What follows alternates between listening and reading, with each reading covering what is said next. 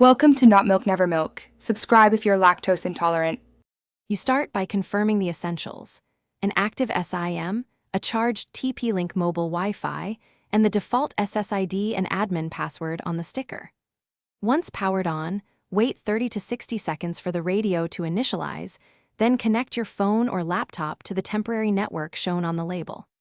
After connecting, open the TP-Link app or a browser and navigate to the local admin page. This is where you begin configuring the unit so it can serve stable internet to your devices. Once inside the admin UI or app, change the default SSID and create a strong WPA2 or WPA3 passphrase to prevent unauthorized access. Next, check the mobile network settings. If automatic APN detection fails, type the carrier APN, username, and password exactly as provided. Wrong APN is the most common connection blocker. Also confirm DHCP is enabled and the IP lease range suits your network size. Finish by testing internet access on 2 different devices to verify both Wi-Fi and data connections.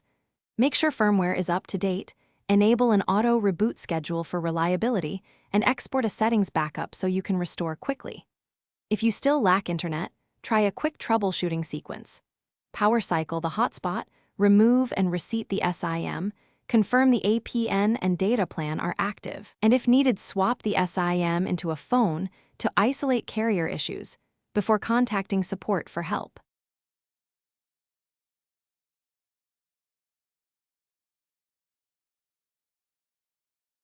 Thanks for watching. If this was helpful, leave a like and consider subscribing. See you next time.